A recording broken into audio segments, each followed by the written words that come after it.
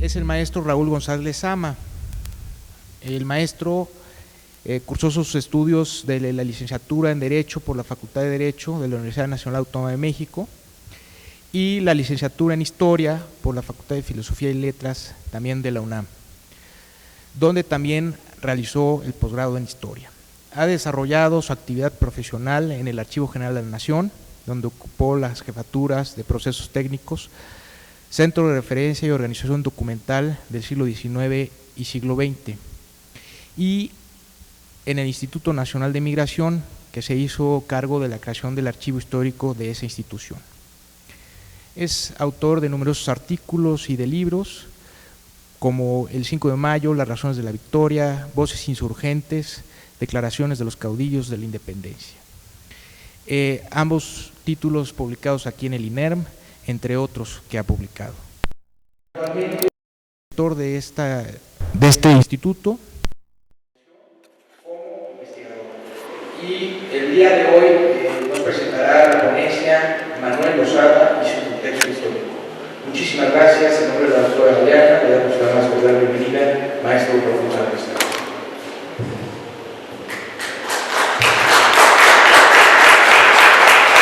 Muchísimas gracias. Pues para mí siempre un gusto enorme estar con ustedes aquí, tener la oportunidad de platicar de las cosas que más me gustan, en este caso de la historia, y de situaciones interesantes que se dieron en nuestra historia mexicana, sobre todo cuando hay personajes como Manuel Losada, que nos da tanto de qué hablar, y curiosamente nos da tanto de hablar un personaje del que se sabe realmente muy poco. Sabemos de cierto 4 o 5 datos. La mayoría de lo que sabemos de Losada es de transmisión oral, son leyendas, son una construcción del personaje. Se va construyendo un personaje del siglo XIX y se le va dotando de ciertas características de una obra muy especial a Losada. Y eso lo vamos construyendo nosotros, pero lo vamos construyendo gracias a que se da este personaje en un contexto muy especial. Y es un contexto muy especial porque, si bien es cierto que Manuel Losada solamente hubo uno, en el siglo XIX mexicano hubo cantidad enorme de caudillos y de caciques. Cada uno en su región era el amo y señor. Recordemos nosotros que hay una obra muy conocida, que yo le discuto muchos puntos, pero que básicamente dice Enrique Krause que el siglo XIX fue el siglo de los caudillos. Y tiene cierta razón en algunos aspectos, pero se le olvidan algunos otros.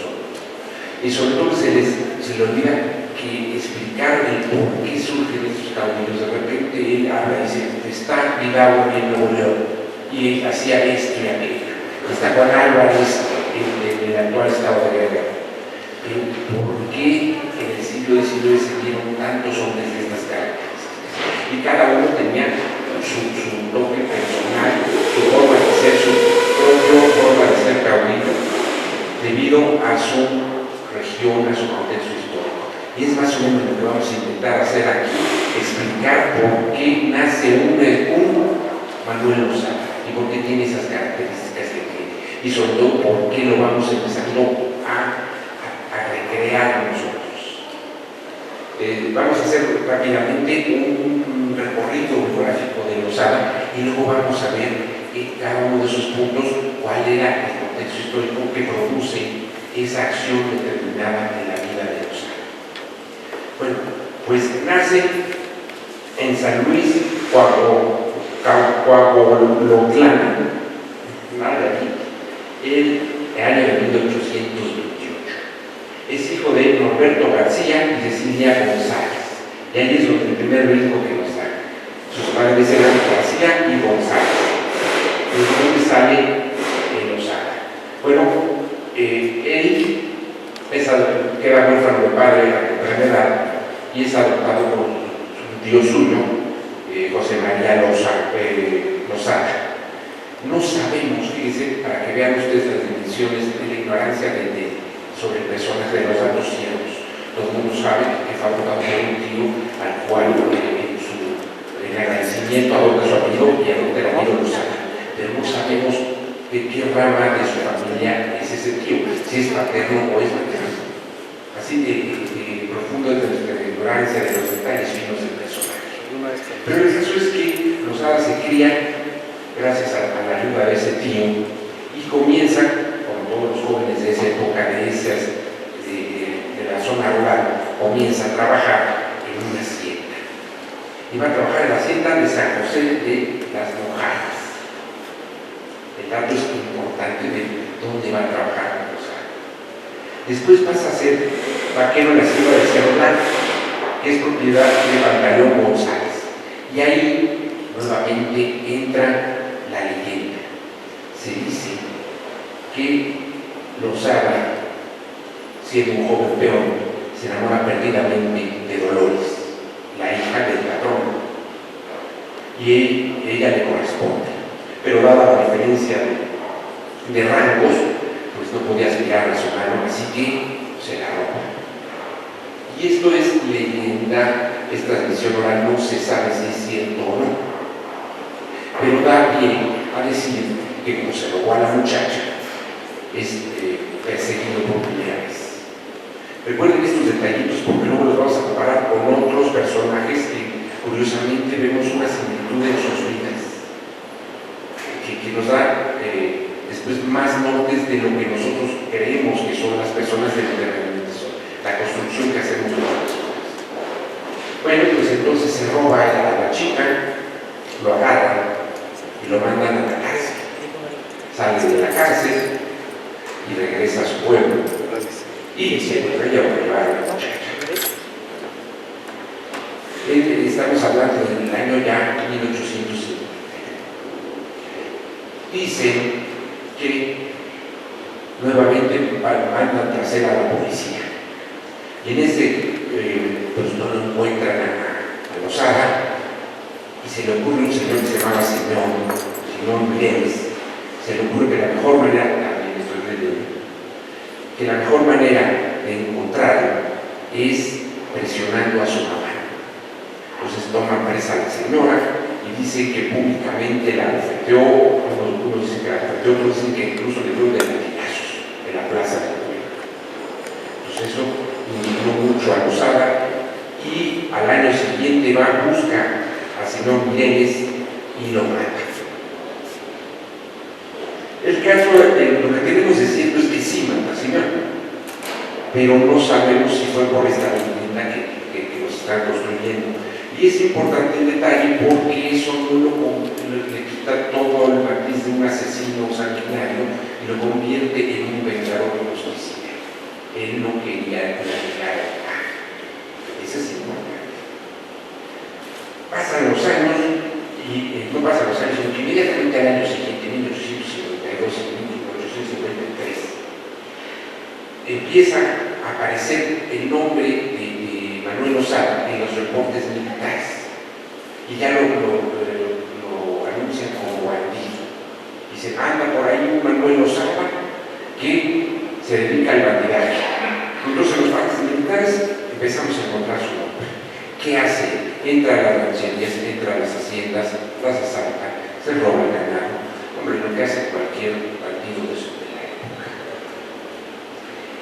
Pero es un ladronzuelo de medio pelo, hasta que empieza de repente a juntar gente, mucha gente, y a hacer su banda, que era muy pequeñita, a crecer. Y bueno, y se está en un punto que crece tanto la banda, lo veremos después. Es muy sencillo y muy interesante. En 1853 a 1857 ya tiene un gran contingente de hombres y ya se le enfrenta incluso a las tropas del Estado. Ya no lo pueden perseguir, ya no tanto se expone. Él ya marca su jurisdicción y ya nadie empieza a poder pasar por las zonas de su control. ¿Cómo dio ese salto tan grande de un simple bandolero a un ya verdadero jefe territorial? Eso sigue siendo un misterio. Y de repente, en el año de 1855, cuando él empezaba a ser un bandolero grande, daba un salto importante. Ya no es bandolero, ya es un revolucionario. porque se pronuncia en 1855 con el lema de religión y fueros, atacando precisamente la ley Juárez. ¿Y qué le podría importar a Manuel Lozada la ley Juárez? Recuerden ustedes que la ley Juárez limitaba los fueros religiosos y eclesiásticos. Ya no tenían ese fuero especial, estos son los importantes estamentos.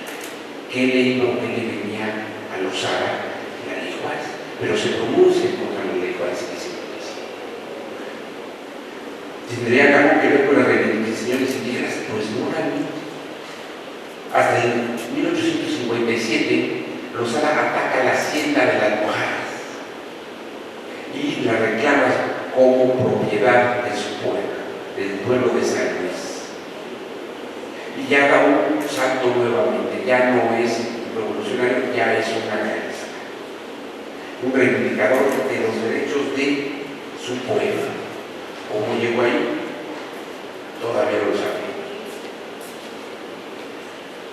En 1858, al estallar la Guerra de Reforma, Lozada toma partido por el bando conservador, un personaje absolutamente neutral, que había dado muestras de interesarse por una ley, interesarse negativamente por una ley liberal, la ley Juárez, que no le gustó y por eso se pronunció. Pero ahora en el 58 ya se afilia al Partido Conservador y ya se declara partidario de ellos y rechaza la Constitución del 57 y desconoce el gobierno de Juárez. Un personaje muy local. Si creyéramos que lo hizo por la ley de desamortización de las tierras de comunidad indígenas, lo veríamos muy claro, una relación muy clara. Un indio que se ve afectado en su forma tradicional de vida y en la forma tradicional de producción de su pueblo.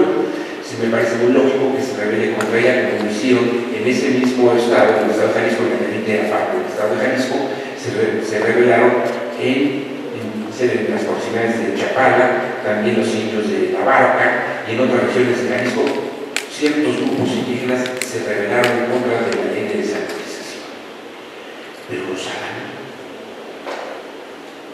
Y aún así se declara partidario de los conservadores. En el año de 1861, cuando ya habían sido derrotados los conservadores, Manuel Lozada, gracias a las características del terreno donde se refugiaba, de la Sierra de Ánica, muy agreste, muy difícil de acceso, no había podido ser nunca derrotado por las fuerzas militares. Así que él fue uno de los pocos jefes conservadores que habían conservado intacto su poder regional. No pasaban incluso ni por Márquez ni por Picario, que aunque seguían activos, estaban pues a salto de mano.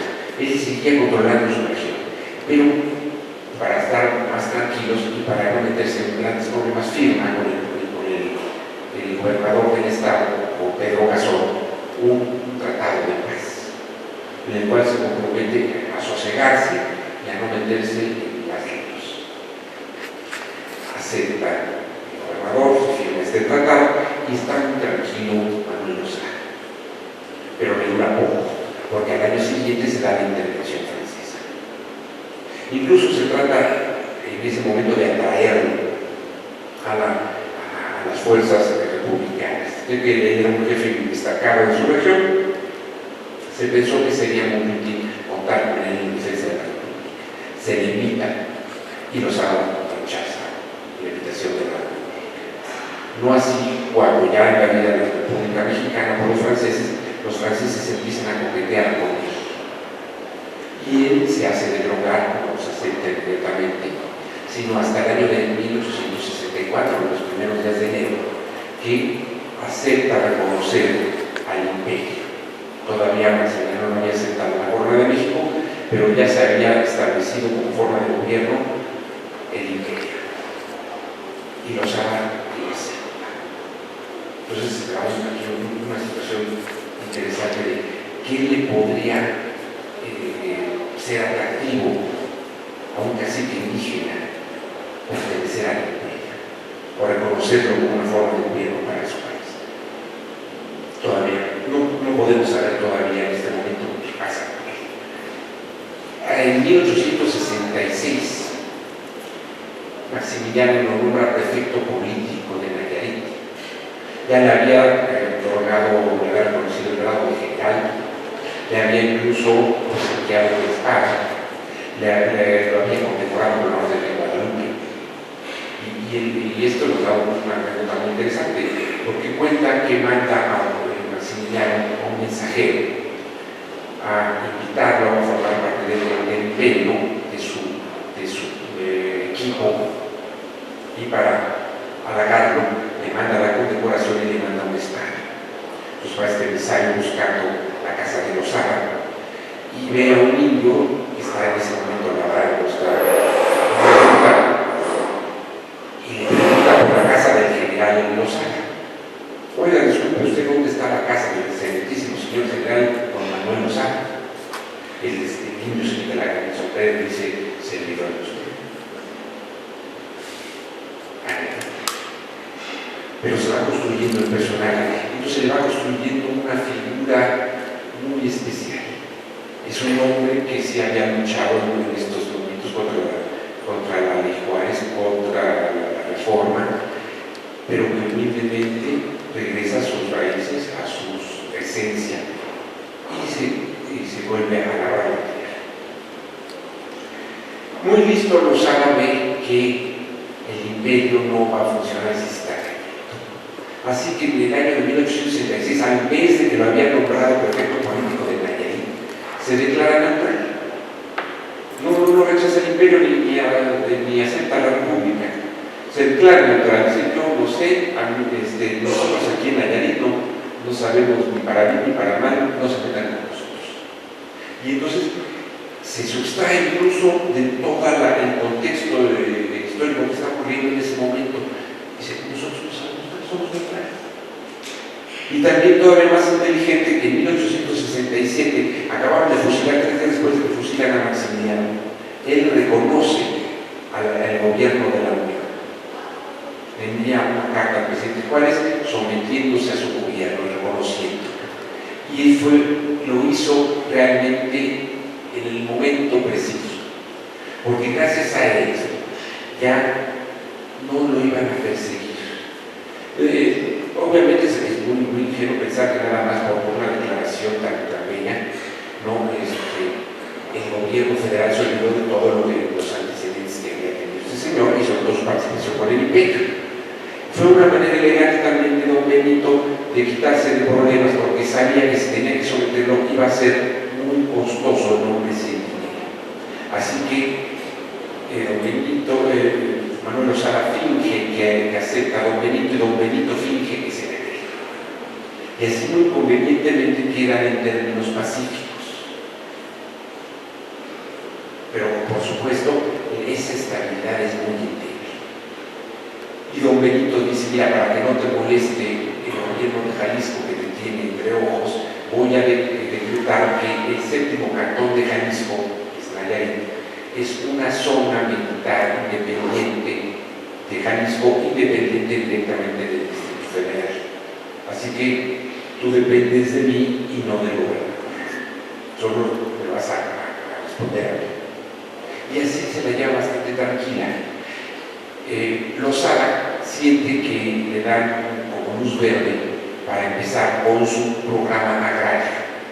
Y es cuando ya empieza a hacer repartimiento de tierras, sobre todo de las haciendas de la Mojada, de las haciendas de la Mora, de otra hacienda, por recordar el nombre.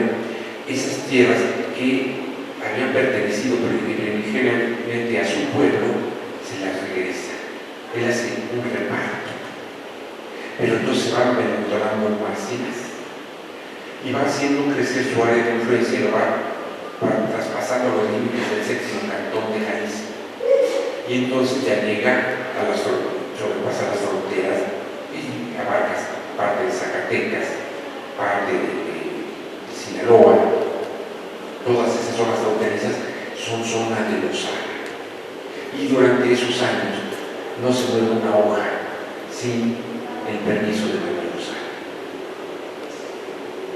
A la muerte de don Benito, ya aquella protección del que había gozado se le acabó. Y un señor que le traía unas ganas locas, que se llama Ramón Corona, le tenía unas ganas increíbles y estaba constantemente solicitándole a don Benito que le permitiera realizar una campaña en contra de Lozada y aportaba pruebas de que seguía con sus malas prácticas, en fin, y nunca le hacía mucho caso.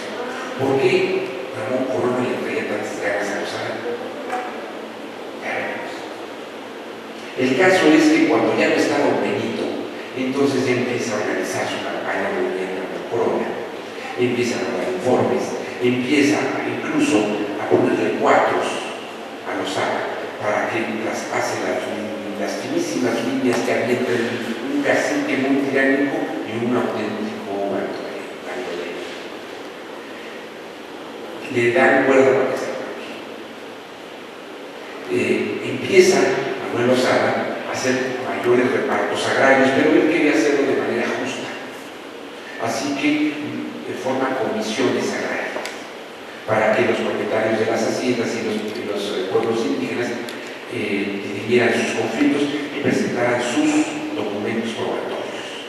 Pero al momento de llegar a esas pruebas a los comités, pues quien calificaba de que hiciera pertinentes o no era Lozada. Y de entrada todas aquellas pruebas presentadas por un particular, por un individuo autónomo, eran desechables. Para él solamente eran buenos los documentos de los pueblos. Las tierras eran de los pueblos, no podían ser de particulares. Así que no vale. Entonces empezó a hacer sus repartos. Y esa fue la gotita que derramó el vaso. Y eso era precisamente lo que estaba esperando Ramón Corona. El presidente de la República en ese entonces era Lerdo de Tejada. Y Lerdo de Tejada no tenía los milagros que tenía, ni tenía la visión que tenía don Benito. Así que le permitió que se armara la campaña en su contra. Al verse perdido, Lozada lanza su gran plan agrario, su gran plan nacional. En 1873, el plan libertador de la República. Y ahí, pues, se da a conocer como una persona bastante desubicada de la realidad nacional, porque propone que se va a formar un constituyente que va a decidir, invita a republicanos, a centralistas, a monarquistas, o a formar una república, un imperio o un reino, cualquiera de estas cosas, y que iba a hacerse una división territorial específica y un reparto agrario determinado.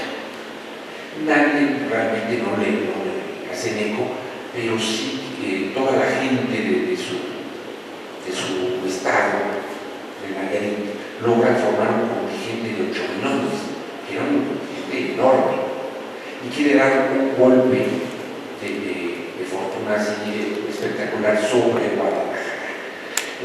Corona confiaba en que se iba a encerrar en su región, Lozada, y entonces así lo iba a venir estrangulando.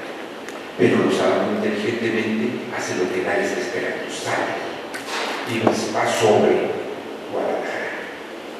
En fin, por una serie de circunstancias militares y de intrigas, es derrotado, es tomado preso y fusilado.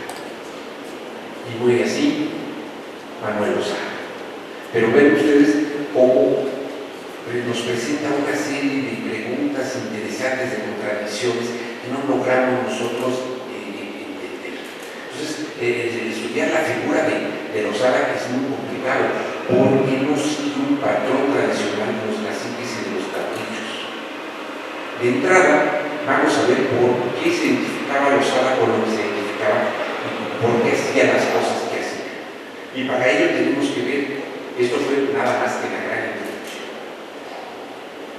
Para explicar a Lozada hay que ver el contexto histórico en el que surge él como figura histórica y como figura de él.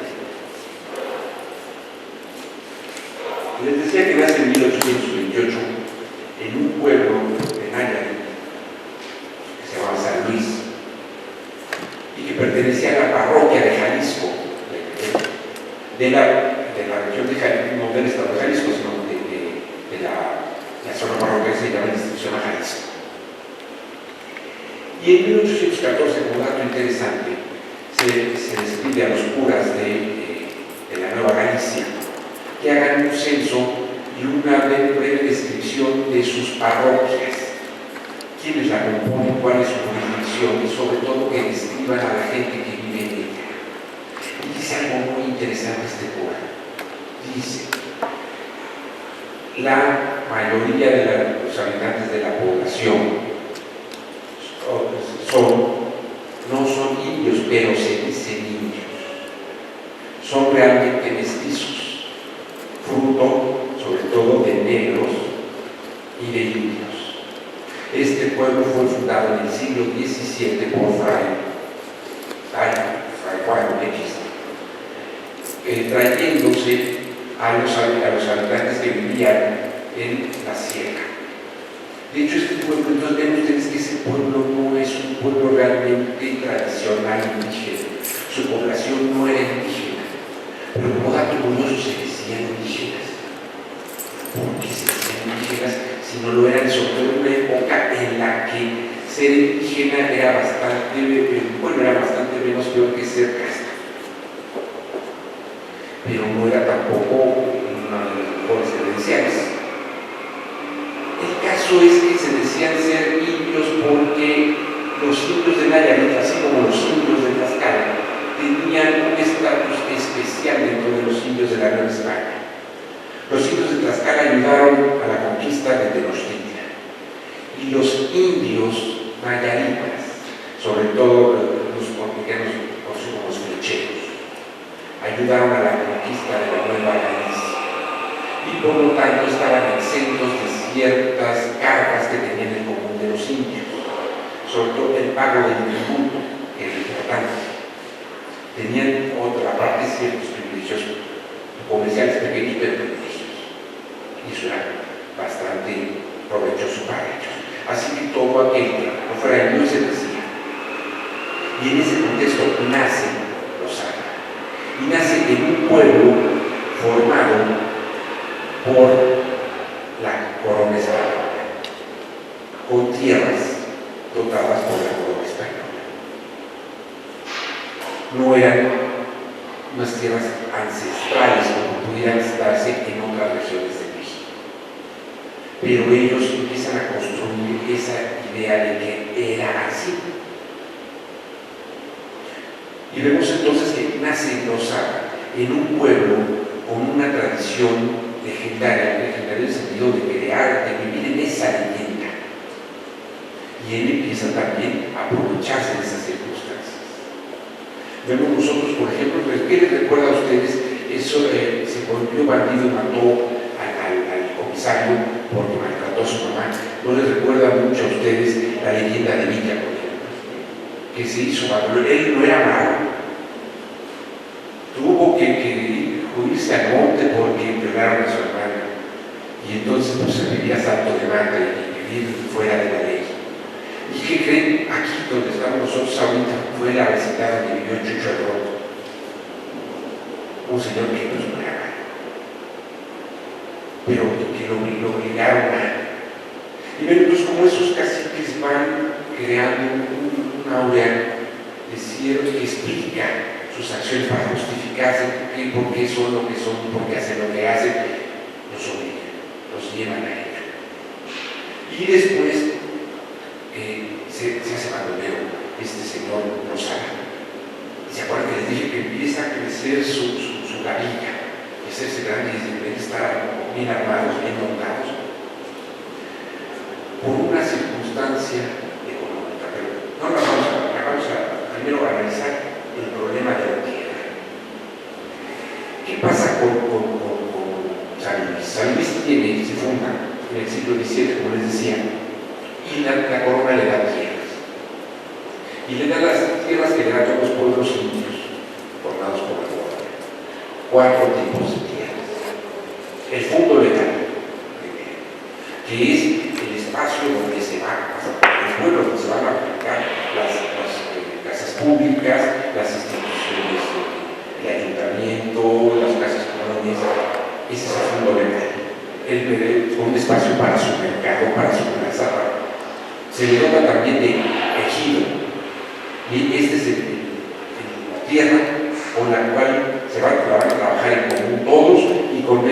los productos se va a sostener el ayuntamiento o el municipio de los indios. Se les dota también de otra tierra, que es las tierras de común repartimiento. Estas son las que se les van a asignar por familias según sus necesidades para que subsistan. Y se les dan las tierras como donde van a pastar los animales en común y tal. Los 4 tipos de tierras. ¿Qué es lo que pasa? Que esas tierras, como pasó en todo el siglo XIX, van siendo codiciadas por las haciendas. Y entonces siempre que podían se van comiendo un cachito, y tienen eternos, el pueblo tiene eternos litigios contra los hacendados. Igual que pasaba en la mayor parte ya en México.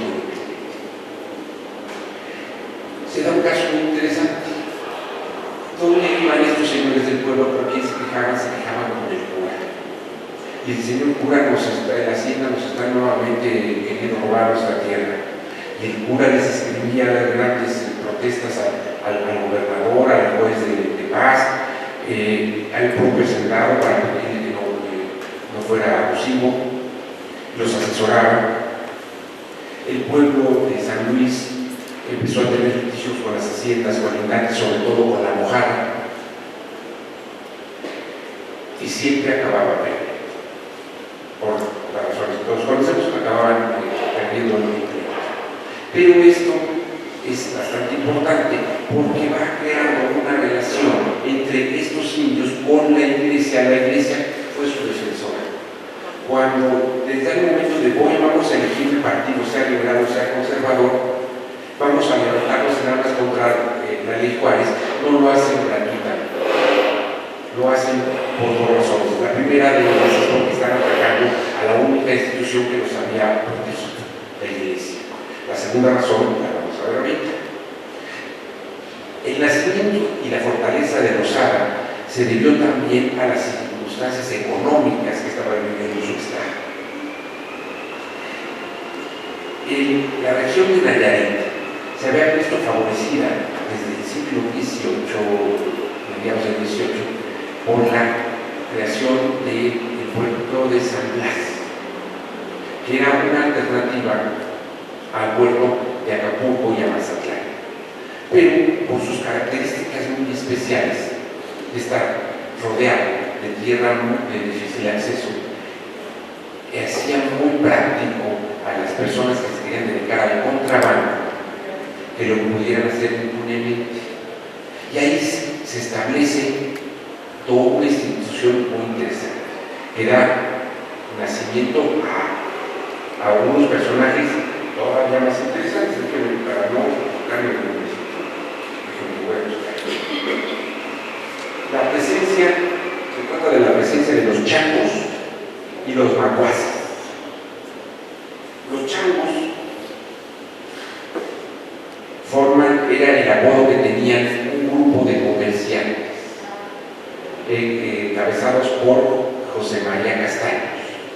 Los macuaces eran todos aquellos beneficiarios partidarios de otro gran y importante comerciante de la región que se llamaba Eustaquio Barrón, socio de la firma inglesa Barrón y Forbes. Estas señores que llegaron a Boca capital de la región de Nayarit crecieron muy rápidamente gracias al contrabando. En apariencia eran pequeñas casas comerciales, pero que hacían contrabando pasivo y positivo. Exportaban e importaban.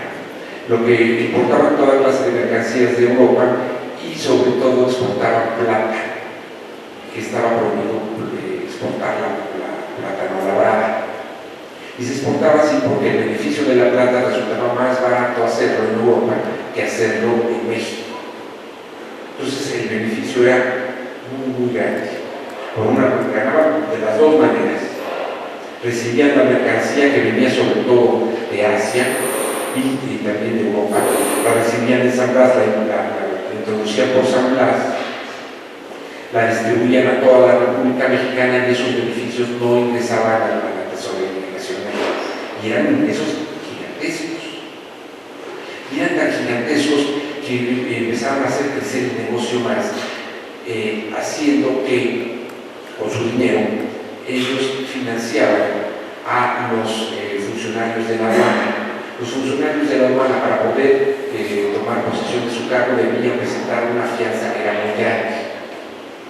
¿Y quiénes se la prestaban? Pues la casa Forbes. Barrón y Forbes les prestaban a los funcionarios y decían: mira, para que tengas para tu fianza, te voy a prestar el dinero. Pero tú vas a hacer, apárate a quien se lo debes. Sí, como no, señor, estoy muy mal. Y gracias a eso empezaron a hacer todavía un contrabando más descarado. Y todas las mercancías no eran del ámbito local, que lo manejaban, sino que las hacían circular en toda la República. Por lo cual se multiplicaban nuestras ganancias. Pero ocurre una cuestión muy importante. Al señor Castaños también se le ocurrió que le gustaría participar en el negocio. Y entonces ya no era únicamente una casa que se había establecido en 1828, la de Barrón y Forbes, sino también la de Castaños. Y empiezan a competir entre ellos. Y no le convenía mucho a Barrón tener un rival comercial. Él era el amo y señor de todo el comercio de Occidente. Así que con ciertas intrigas hace quebrar a Castaños. Y Castaños no se iba a perder. Gracias a que Castaños tenía ciertas relaciones, sobre todo cuando se casa su hija, que se casó con un joven, Loreto Coso, que era sobrino de Santana. Así que logra que lo nombre a este joven el administrador de la aduana de San Blas, y a él superintendente de aduanas. Y entonces regresan a Nayarit, y ya Forbes ya no podía hacer todas las que quería hacer porque estaba agotado por la vigilancia de Castaños. ¿Qué hago yo para quitarme de encima a este señor Castaños? Pues vamos a empezar a atacar sus intereses. Y de repente las haciendas de Castaños y las tiendas de Castaños comenzaron a ser objeto de asaltos y depredaciones. ¿Y quién lo estaba asaltando? Pues Manuel Lozada, ya con bastante más gente, con armas. Y lo logró hacer de esta manera porque se encontró un mecenas, a Barrón y Forbes. Barrón empezó a financiar las armas, empezó a importarlas de los Estados Unidos y se las empezó a dar a Lozada. ¿Por qué? Porque le caía muy bien este señor, no, sino porque era la manera de pegarle a su rival comercial. Pero su rival comercial no era nada soso. Se dio cuenta de quién era el que le estaba pegando y por qué. Y formó entonces su grupo, Los Changos. Y él, así como tenía su Lozada, él tenía a su gente. Y más que empezó a tener relaciones, empezó a entrecruzar relaciones con otras personas. Ya tenía un yerno importante, que tenía un tío importante. Pero se empezó a debilitar su poder porque al yerno se le fue tío. Santana renunció. ¿Qué hace entonces Castaños? Castaños se alía con los liberales y se hace muy amigo del entonces gobernador, que es Santos de Gollado. Y Santos de Gollado lo apoya. ¿Qué mejor manera de apoyarlo que dictar unos decretos que restringían el comercio de Nayarit?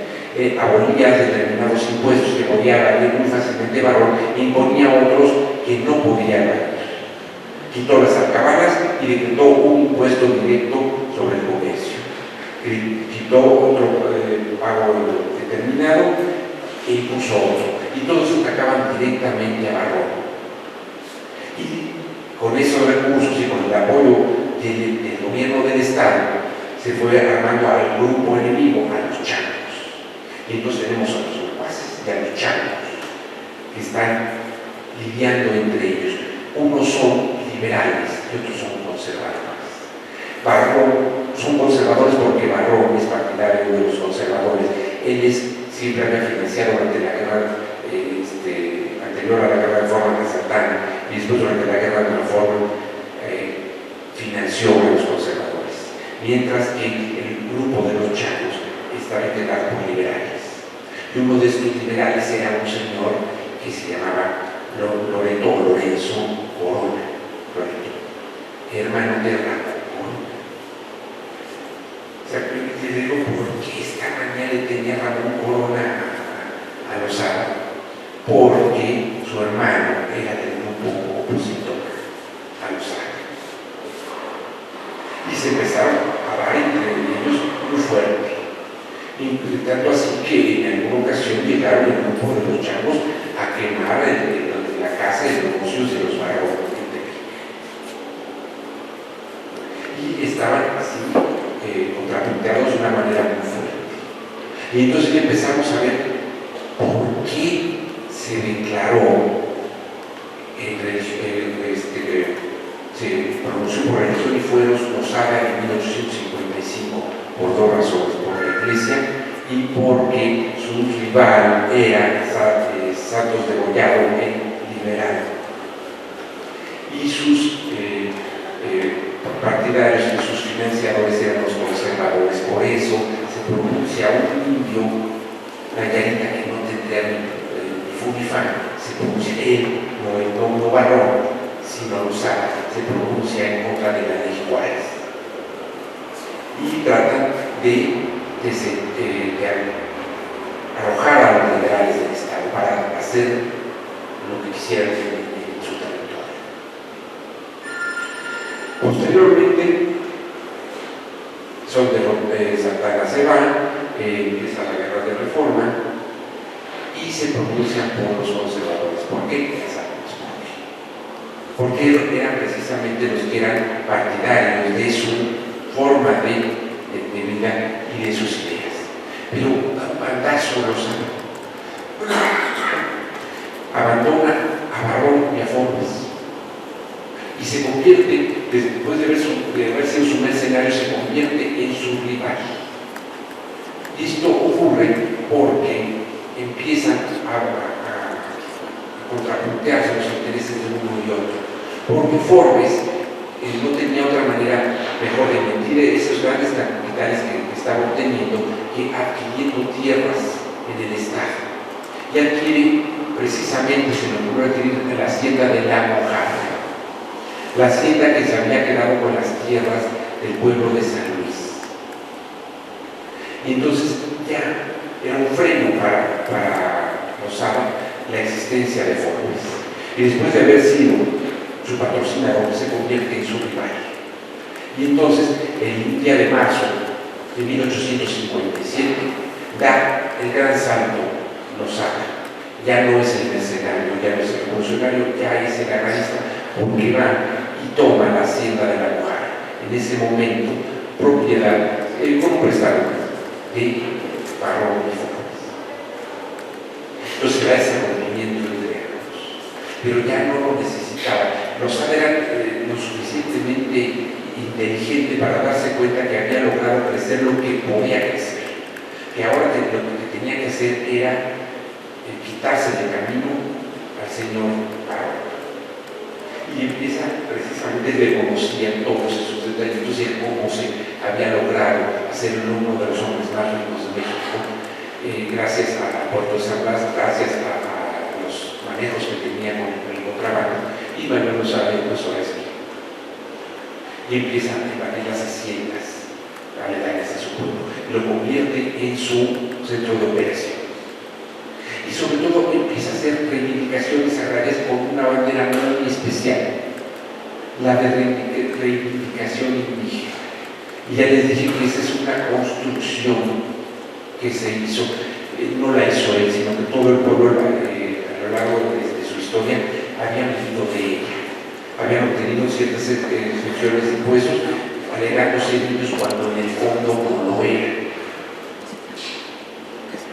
Así que se aprovecha muy bien de esas circunstancias y empieza a captar gente. Empieza, sí, en ese sentido, a actuar exactamente como los demás caciques que hubo en la República Mexicana. Esta es la estrategia del clientelismo. Va al pueblo tal, toma la hacienda y esa tierra se la reparte a los pueblos aledaños.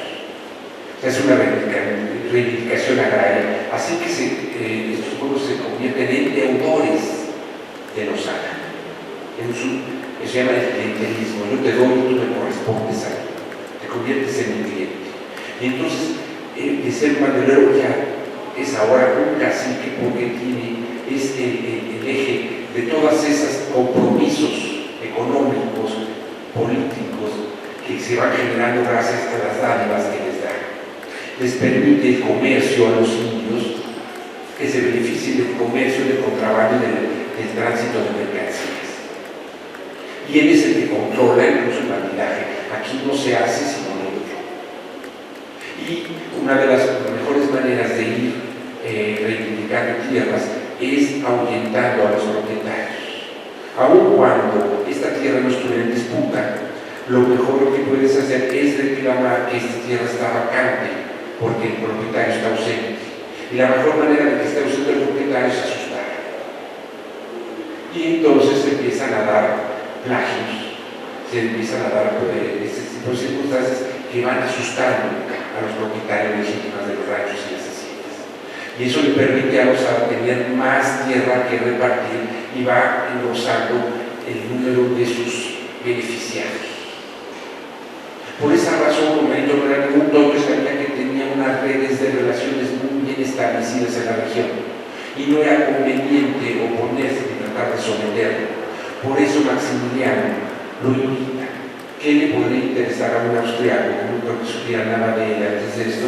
Va a invitar, tratar de halagarlo, más que conquistar esas redes de clientelares que había formado los árabes.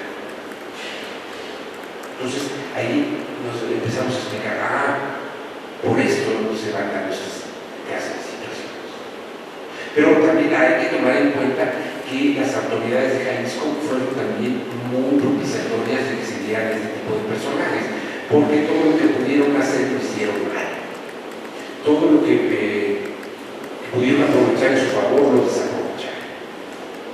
Y lo fueron ahuyentando de su esfera de competencia y en la creación que perdieran el territorio de Tepic para la formación del Estado fue culpa también de la ceguera o de la terquedad del Estado, que no vieron la necesidad de integrarlo a todos los habitantes, de igualar las condiciones económicas y políticas en las que estaba manejando el resto del Estado. Así que ellos son los que orillaron a Nayarit a constituirse el Estado, porque permitieron que se les fuera de las manos. Y su principal error fue precisamente el manejo de la tierra. Si hubieran tenido un manejo correcto de la situación de la tierra, no le hubieran dado a los árabes la moneda de cambio para que se trajo a la gente. Y ya lo habían visto también incluso desde el centro. En el centro sí se percataron de que lo que ocurrió en Jalisco no debía ocurrir en el resto de la República. Y en Jalisco, por las circunstancias especiales de la gente que había constituido la Nueva Galicia, comenzaron muy pronto a cometer grandes errores. Errores tan grandes como desde 1824, cuando se instituye la primera legislatura del Estado, los primeros decretos, es más, el decreto número 2 del Congreso de Jalisco fue que aquellas tierras ociosas, que aquellas tierras mal aprovechadas por las comunidades, se repartieran, se pusieran a la venta para los particulares. El decreto 2 de Jalisco. El decreto número 51 del Estado de Jalisco iba también en ese sentido. Para que tenían mucha prisa por constituir pequeñas propiedades, por desmembrar las tierras de comunidad. Y en el centro de la República no ocurrió así. Hubo esas propuestas y fueron rechazadas de inmediato. Dijeron, no lo vamos a hacer, no vamos a desamortizar las tierras comunales. Y así estuvieron 30 años, hasta la ley Lerner. Se dan cuenta ustedes que no hubo revuelta agraria en Nayarit, ¿sí? Realmente no la hubo una reivindicación hasta el 57. Y se había habido en otras partes de Jalisco, como en la Barca Chapala, se habían vuelto revueltas agraristas, pero a raíz de la ley Neto. Se cometieron esa serie de circunstancias que le dieron la oportunidad a los caciques nayaritas. El gran cacique de la Sierra Gorda, que fue Mejía, no lo es sino hasta los años 50, cuando ya existe precisamente la ley del fuego. Eso le da un juego importante. Pero aquí, estas revoluciones, estas rebeliones indígenas que ocurrieron en el resto del país, se extinguieron muy rápido. Y se extinguieron muy rápido porque no tenían una organización. Nacieron muy rápido y se extinguieron rápido. No ocurre así en Nayarit. En Nayarit les dieron tiempo para forjar esa red de relaciones, esos grupos, esos disgustos, esos compromisos. Ya había un compromiso anterior de los indios con la iglesia, a la cual reconocía como su único defensor. Ya les dio la oportunidad de crear relaciones importantes con otro grupo, que eran los comerciantes. Todo este tipo de circunstancias permitieron la existencia y la larga vida de un cacicazgo como el de Buenos Aires. Y eso es hacia grandes trazos el contexto histórico. Muchas gracias.